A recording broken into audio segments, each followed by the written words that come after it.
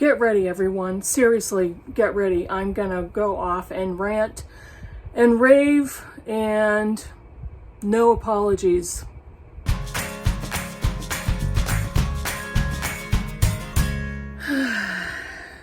Hey BookTube, it's Kim at Middle of the Book March. This is my bookish week for Saturday, July 23rd. One more week, people. Yeah, I have a bunch of stuff to talk about, a bunch of bookish stuff. I have a major rant coming, so if you're not in the mood for that, I just warned you. And I'm going to do that first so I can end on a positive note. I've got a bunch of bookish stuff going on. Next week is my Wuthering Heights read-along. I'm starting on Sunday the 24th. So if you're interested, I will be posting videos during the week. The first one will be Sunday afternoon for an intro video, and then there will be one on Tuesday, on Thursday, and then a week later on Sunday the 31st will be the last one. So I put the schedule on a community post on my channel. I will also post it below, and I will post it in the Sunday video description, and I'll remind everybody of that. So that's coming next week, and I'm really looking forward to it. But let's get into this rant. July is Jane Austen July on BookTube. I read Persuasion, and I watched all of its adaptations, and I have a separate video on that. I'll post the link in the description box below. I also finished another Jane Austen novel, which I'll talk about in a minute. But I had a buddy read with Brian from Bookish, and we read Death Comes to Pemberley by P.D. James. P.D. James died in 2014, and at the time I think she was 93 or 94 years old.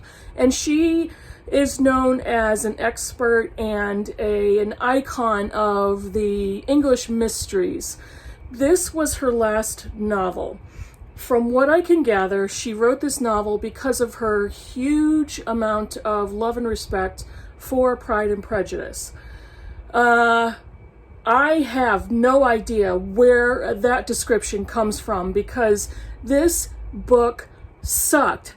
Big time, 1 star, one of the worst books I have read in years, one of the worst books that I've finished, because I almost DNF'd it halfway through. And Brian and I talked the whole way, and we were both on the edge, on the precipice of jumping off the edge and DNFing this trashy book.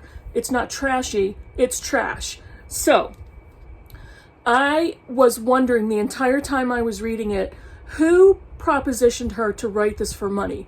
Who suggested this idea to her? Did she come up with this on her own? Because if so, I am sorry to the memory of P.D. James, but this is awful. In case anybody woke up just this morning and has no idea what Pemberley is, Pemberley is the estate of Mr. Darcy, from the male protagonist, or antagonist, depending on how you want to look at him, from Pride and Prejudice. And when he married Elizabeth Bennet at the end of Pride and Prejudice, he brought her to Pemberley, his family estate, his ancestral home, all of that. So this book is a fan fiction novel written about Pemberley and the 6 years after the end of Pride and Prejudice.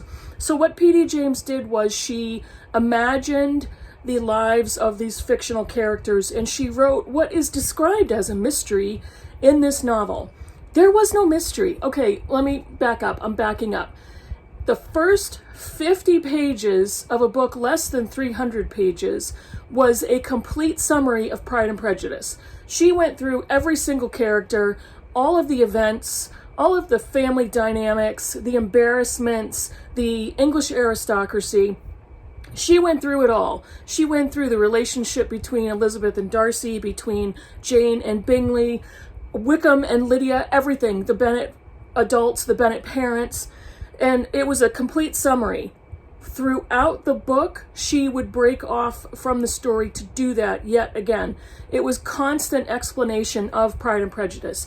Even if you have not read Pride and Prejudice, I think it's such a cultural icon, a culturally iconic novel, that most people know Elizabeth Bennet and Mr. Darcy. We kind of know what happens and what the general context and storyline is to Pride and Prejudice. Whoever is picking this book up because they recognize Pemberley knows Pride and Prejudice. I don't want to read 50 friggin' pages of a summary of Pride. I already know. That's why I came to this book.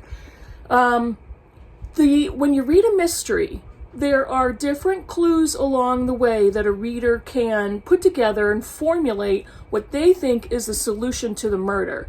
There were a few things that she wrote into the beginning of the story, a few things that the police had investigated, a few of the characters and different odd things that they may have done, or different questionable things they may have said. And so I was trying the whole time to piece those signs together because I wanted to see, could I figure it out? Did I figure it out before the end of the book? I did not, and I'm getting to that. But the person who died, I could give a shit about this person. This was a secondary, if not tertiary, if not outlying character from Pride and Prejudice. If you've read it, you'll recognize who it is. But I didn't care that he died. Yeah, it's a he. I didn't care at all about this character. The character was fine in Pride and Prejudice, but okay, whatever. And what I expected was Mr. Darcy and Elizabeth to be primary solvers or sleuths or looking into this crime on the grounds of their estate. Neither one did either. Mr. Darcy came off as a very brooding, anxious, kind of nervous person who was, of course, concerned about a death on his estate. Elizabeth kind of gets pushed into the background, and she's the fretting wife who is worried about what's happening, and she wants to make sure that she's there for her husband, supporting her husband, and she misses him and this and that, which is all fine, but that's not her. That's not her personality. She became a subservient, anxiety-ridden, anxiety-driven female character. No, that's not that. Those descriptions and the stories that they were involved in were not true to who they were as people, who they were as characters from Pride and Prejudice, from the source material. I was so angry about that. There were so many things that were over-explained and listed out. There was a court case that was the most boring court case I've ever read about in a mystery. The person that was on trial was like, all right, I don't think he's guilty, but let's go through the motions of this court trial. And then there were two. There was a court trial to find out if that person was guilty, and then there was another one to talk about sentencing. The solution to the murder, which I am not going to reveal, wasn't anything that you could have possibly predicted. And the person guilty of the crime would have been, in reality, physically unable to commit the crime. And the solution was divulged in a completely unexpected, backwards, roundabout way that nobody looking for signs in the story would ever been able to guess. It was so frustrating, so infuriating. The book was written in the style of Jane Austen. I think James tried to emulate Austen's style, but she ended up mocking it instead because she brought in characters from other Jane Austen novels as kind of drop-in appearances, and I thought that was so trite and so stupid.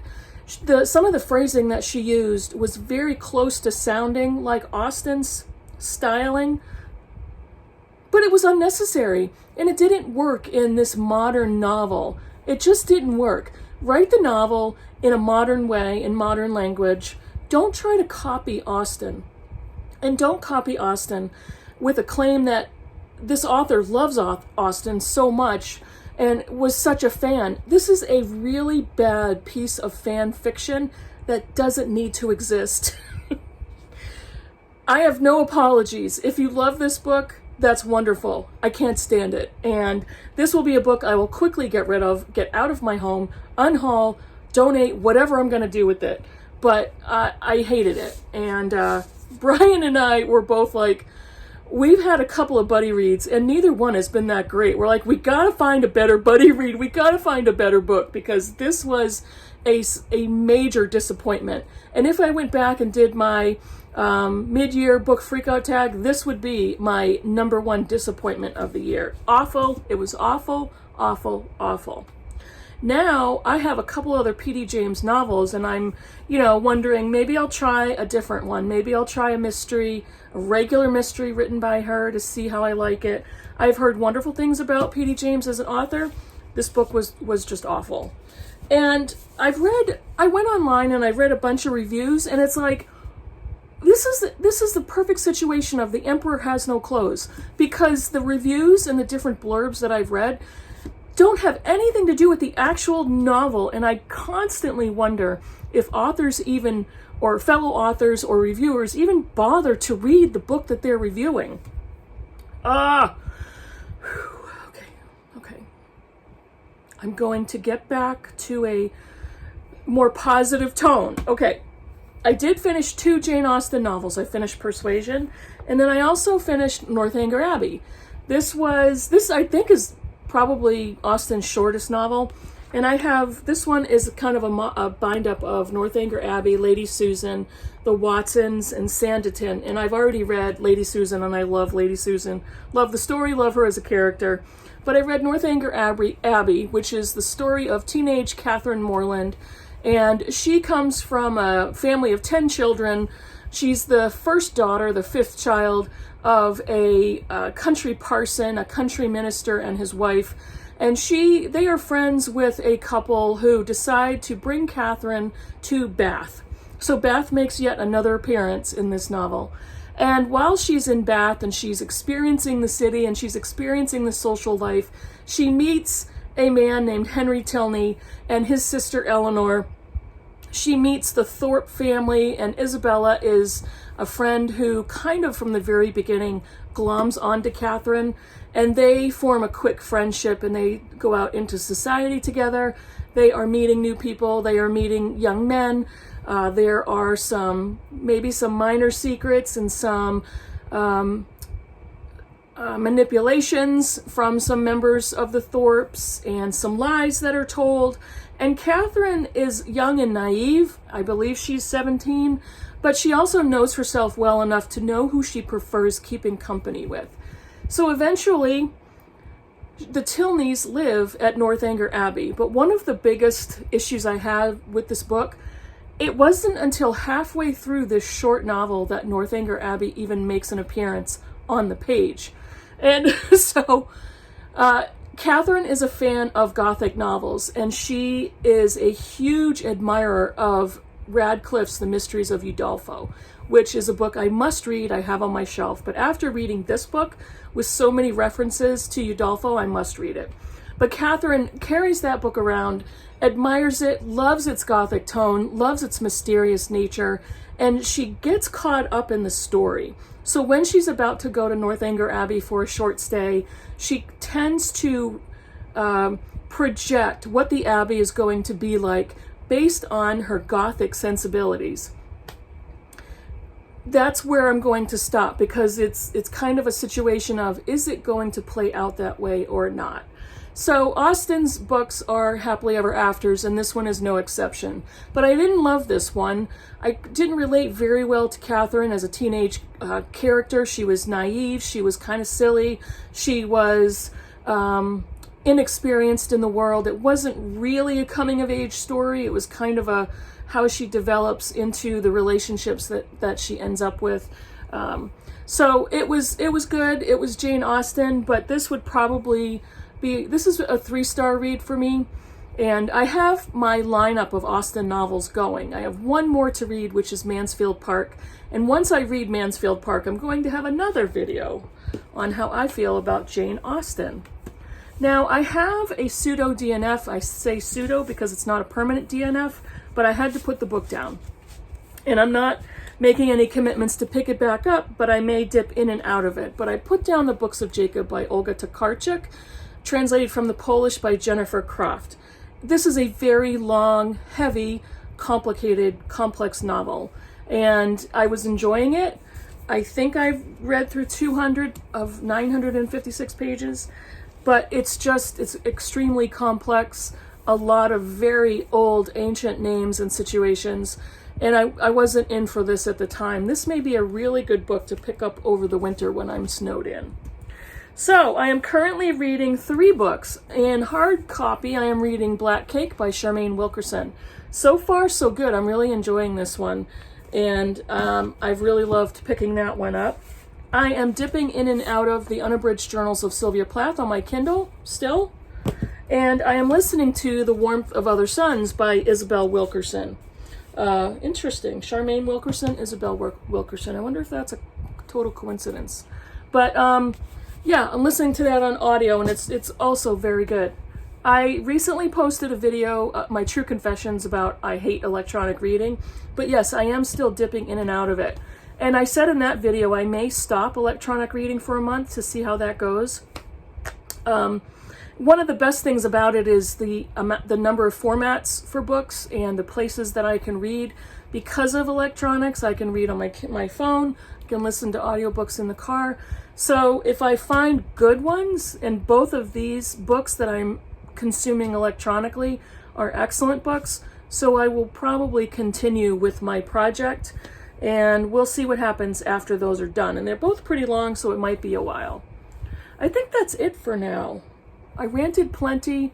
I told you about Northanger Abbey. Next week is Wuthering Heights, the read-along.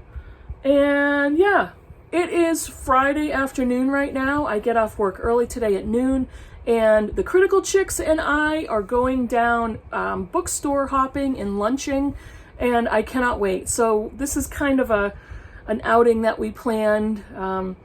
It's a little tiny celebration of the length of time we've been together. We've been together for 21 years, and it's I love this group. We love spending time together. We laugh constantly. We eat, we read books, we eat some more, we drink coffee, we drink cocktails. So I think we're going to have a great time today.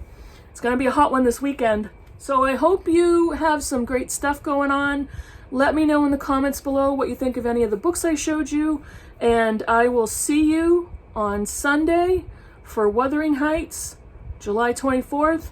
It's going to be fun. So thanks for watching, and I'll see you in the next video. Bye, everybody.